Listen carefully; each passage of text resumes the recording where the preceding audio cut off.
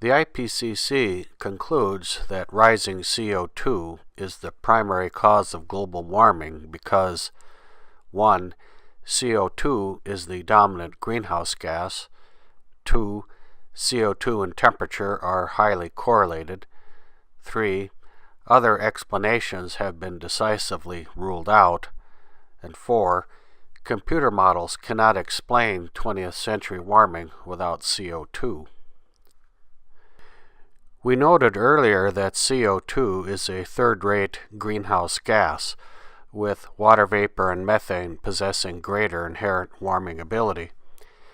Yet the IPCC has elevated CO2 to number 1 in terms of radiative forcing, or overall greenhouse effect, since 1750.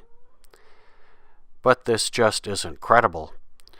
First off, we know that water vapor is vastly more abundant and has a much greater direct greenhouse effect, yet it isn't included in the IPCC's chart. Why? Because CO2's contribution would look minuscule in comparison. According to geocraft.com, water vapor rules. Water vapor also dominates across the wavelength spectrum, leaving CO2 little room to operate.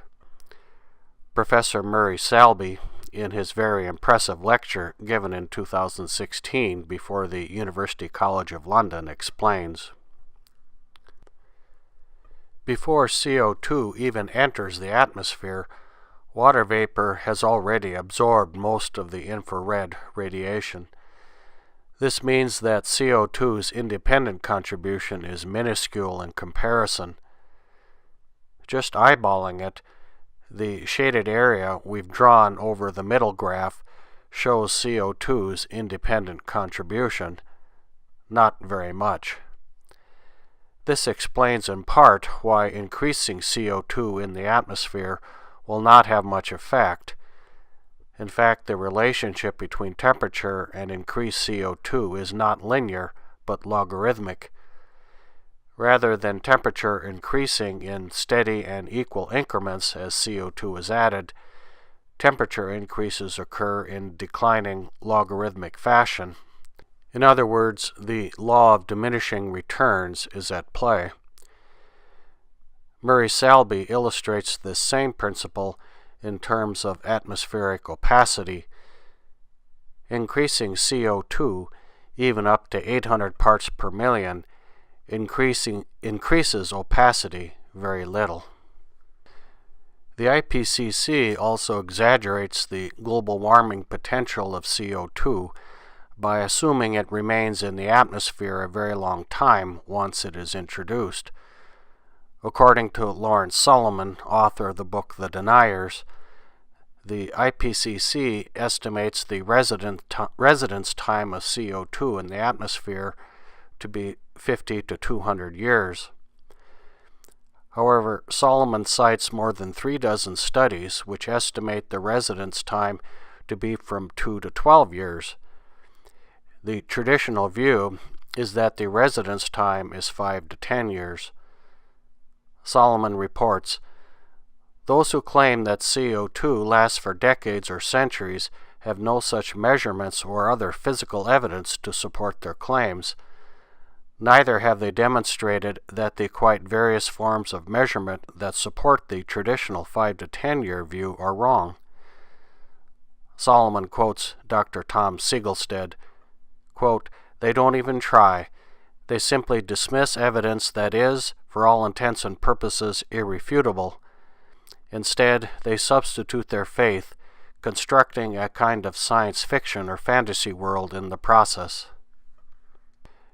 The IPCC also exaggerates the effect of CO2 by assuming that, overall, the feedbacks in the climate system are positive. The climate system contains many mechanisms which either enhance or diminish the initial contribution of CO2 to the Earth's energy imbalance. For example, increased heat in the system could cause the poles to melt, which decreases the Earth's albedo or reflectiveness, which in turn enhances the original warming. Low clouds would be a negative feedback because they reflect the sun's rays and cool the surface. The IPCC assumes that the net effect of all the competing mechanisms is positive, and it does so despite enormous uncertainty about how the feedbacks work in the real world. We refer you to Dr. Roy Spencer's book, The Great Global Warming Blunder, for a more detailed explanation. Dr. Richard Lindzen agrees. Lindzen says that the idea that the climate system is dominated by positive feedbacks is intuitively implausible, and the history of the Earth's climate offers some guidance on this matter. So we conclude that the IPCC has greatly exaggerated the overall global warming potential of CO2. It is not the dominant greenhouse gas.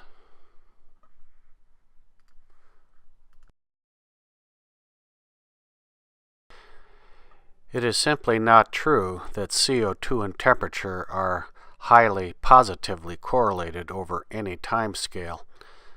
For example, all the while CO2 was increasing, the globe cooled from the 1940s to about 1975, and the subsequent warming flatlined from 1998 through the present. But the IPCC thinks that data from ice cores provide very good evidence of a correlation between CO2 levels and temperatures over periods of hundreds of thousands of years, and we saw this claim made in the IPCC's very professional video. Paleoclimate records show a close link between CO2 concentration and temperature. But whatever the relationship is, it's obvious it isn't simple, and here is an attempt to summarize it from the website What's Up With That.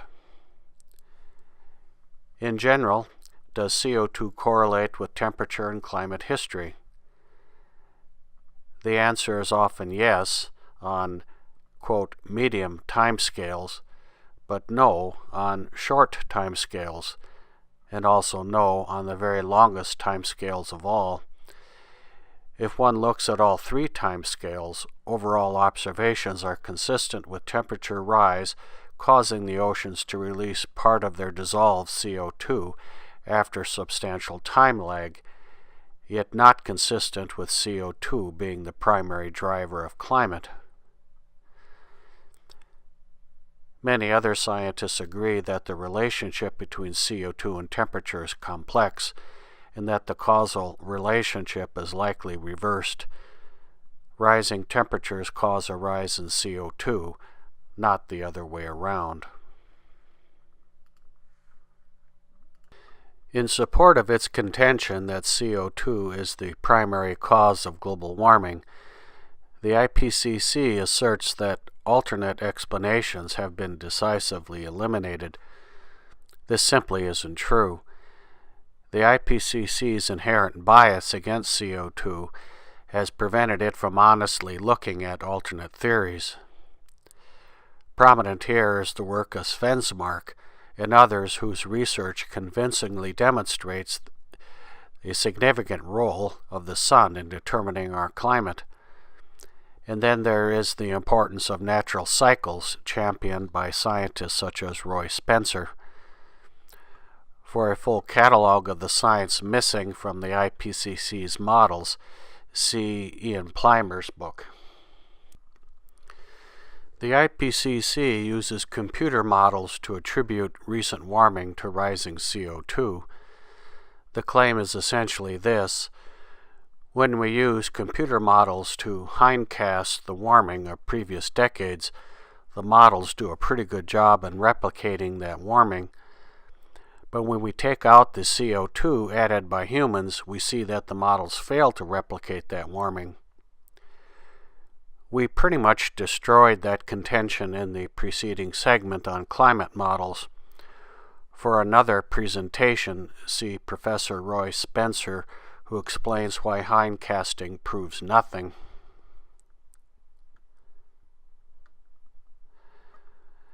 So we conclude that the prosecution has not proved that CO2 is the main cause of global warming.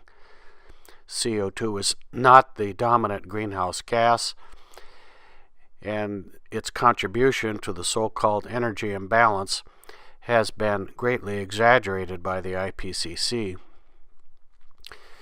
CO2 and temperature are not highly correlated across all timescales. Competing explanations for global warming have not been decisively eliminated.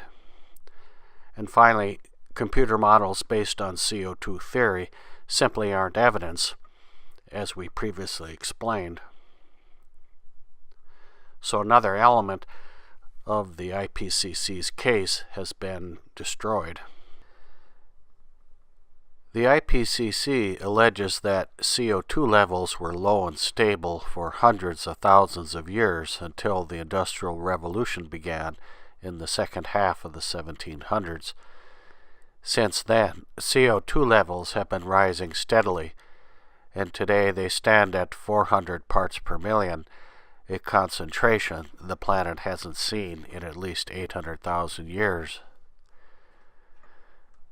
Recall that the ClimateGate emails record Keith Briffa accusing his colleagues in the IPCC of trying to craft a, quote, nice tidy story, close quote, of the planet's temperature history, which was not justified by the data. Well, the same accusation applies to the IPCC's narrative about CO2. In rebuttal, we offer the testimony of Professor Zbigniew Jaworski, whose 1997 paper demolishes the IPCC's nice tidy story about the history of CO2 on the planet. Here are some highlights from his written testimony submitted to Congress in 2004. Jaworski shows that the pattern of, quote, pathological science, close quote, which we have shown to be endemic in climate science, goes back to Guy Callendar, the original 20th century champion of Svante Arrhenius's carbon dioxide theory of global warming. Starting with Callendar and through the present, we see the same biased selection of data, ad hoc assumptions that were not verified experimentally, and one-sided interpretations. In order for Callendar's beautiful theory to work, he needed to get rid of an ugly fact, namely that the 19th century CO2 measurements by the Pettenkofer method, a chemical analysis, range from 250 to 550 parts per million. He did that by throwing out most of that data and selecting only those measurements which showed low but steadily rising CO2 into the 20th century. In Jaworski's graph, the low measurements selected by Callendar are circled, all the rest were tossed. Callendar's successors handled the problem of uncertainties in the 19th century CO2 record by claiming that prior to 1958, it is more reliably captured by measurements from ice cores. Recall the clip from the IPCC's very professional promotional video showing the earnest young scientists working with the ice cores and extracting therefrom the contents of ancient air.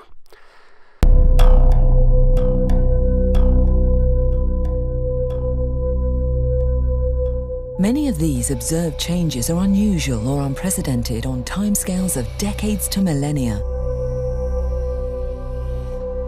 Ice cores contain an abundance of information about climate. But according to Dr. Jaworski, for this to be true, no part of the trapped air can escape from the ice cannot become liquid, the trapped gases cannot ever combine or separate, and all the gases need to react the same way to pressure from the ice above. He shows that all these assumptions are false, and that ice cores do not reliably preserve the composition of ancient atmosphere. Jaworski argues convincingly that low CO2 levels from ice cores are due to the fact that ice loses CO2 the deeper the ice and the greater the pressure put on the ice at a given level. This conclusion is supported by measurements from other proxies such as fossil leaf stomata, which show variations by as much as 50 ppm. Jaworski also uncovers embarrassing shenanigans in the scientists' attempt to connect the ice core record to modern CO2 measurements. Real-time measurements of CO2 began in 1958 on Mauna Loa, Hawaii. This is the famous work begun by Keeling. They start here on the graph and show up as the black line on the far right. Prior to that point, the measurements come from ice core data from Sippel, Antarctica, which appear as squares. Note how perfectly the two data sets join together, supporting the IPCC narrative. But Jaworski shows the real data paint a different picture. In the original Sippel data, the 1890 CO2 measurement was 328 ppm. But this presented a problem for the IPCC narrative because Keeling's measurements don't show CO2 levels that high until 1973. And so the Sippel data shows that the expected rise in CO2 happened 83 years too soon. So what did the scientists do? They assumed that the air trapped in the ice at the 1890 level was exactly 83 years younger than the ice in which it was trapped. In other words, they moved the Sippel data to the right so that it's smoothly aligned with the Mauna Loa record. Subsequent efforts to justify this age assumption have failed. Nevertheless, the Sippel curve has been endlessly repeated as gospel unto the present. For example, Kerry Emanuel from MIT and a member of the climate science establishment is still using his version of the Sippel-Keeling curve and tells his audience how nicely congruent the two records are. Given the unreliability of ice core measurements, the conflicting testimony of CO2 measurements by the Pettenkofer method, and the manipulation of the Sippel ice core data, the IPCC's claim of low and stable global CO2 concentrations over millennia is not credible. It is likely that there has been much more variability in CO2 levels over time. So we see the IPCC's nice, tidy story has been blown up, and the credibility of the IPCC takes another hit. We are tempted at this point to move on to attack the other elements of the complaint, but there is even more evidence which contradicts the claim that human CO2 emissions are responsible for rising CO2 levels. The IPCC has high confidence in its conclusion that human CO2 emissions are the culprit behind rising CO2 because it believes it has identified the fingerprint of human CO2 emissions. Carbon has three isotopes, carbon-12, carbon-13, and carbon-14, with carbon-12 and carbon-13 being the two stable forms. Plants selectively take in carbon-12, so fossil fuels and vegetation contain more carbon-12 than carbon-13. Burned fossil fuels and vegetation therefore release carbon-12 into the atmosphere. Measurements of atmospheric carbon-12 over time seem to show an increase which correlates with the rise of fossil fuel burning since the beginning of the industrial age. This and similar geochemical arguments, according to the IPCC, are conclusive evidence that the burning of fossil fuels is the cause of rising CO2. In rebuttal, Professor Robert Carter argues that the IPCC neglects the contributions of soil and forest carbon, which are also known to have more carbon-12 than carbon-13. He also points out that studies show that marine volcanic outgassing of CO2 must be more important in causing the rise of CO2 than the burning of fossil fuels. Thirdly, IPCC calculations depend heavily on very long residence times for CO2, which aren't justified by most studies.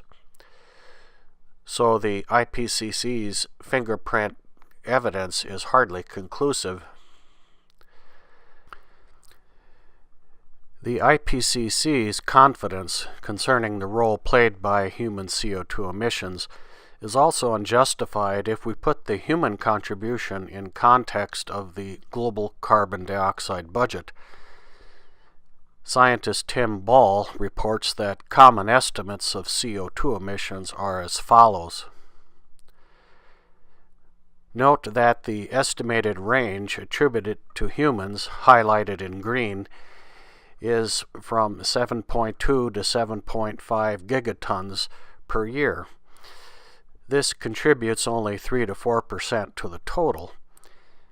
In addition, the combined error, highlighted in red, is 32 gigatons per year. This is more than 4 times the human contribution. In other words, the human contribution gets lost in the uncertainties of the global carbon budget. Robert Carter sums it up this way.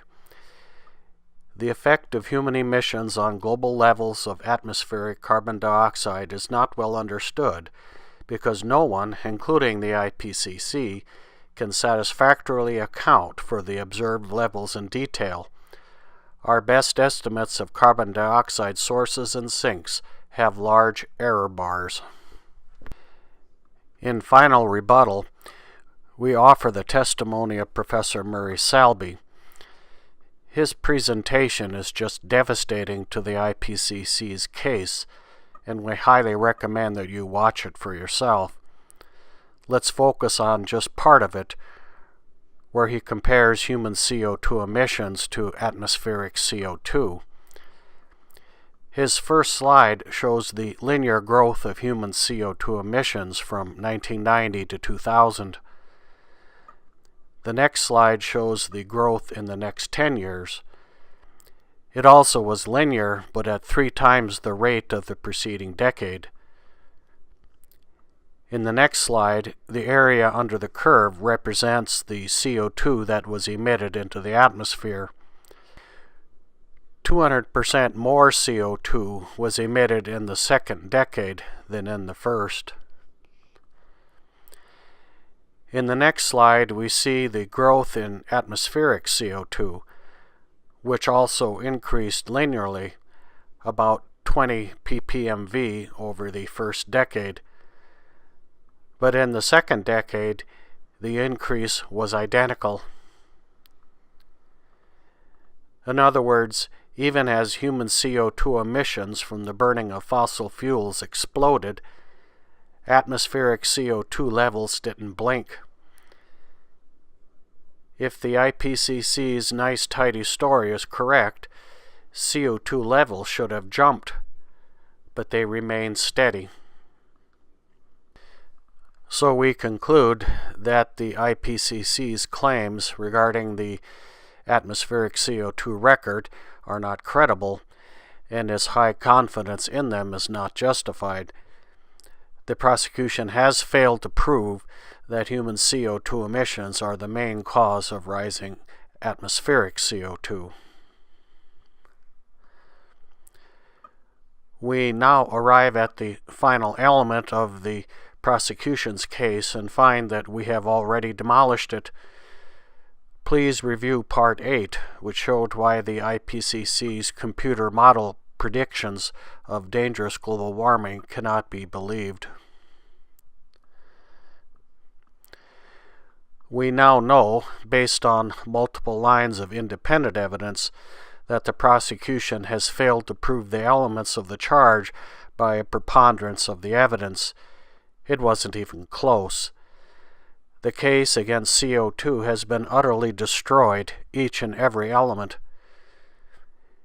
We will give you a more thorough summary of the scientific case against CO2's guilt in our closing arguments.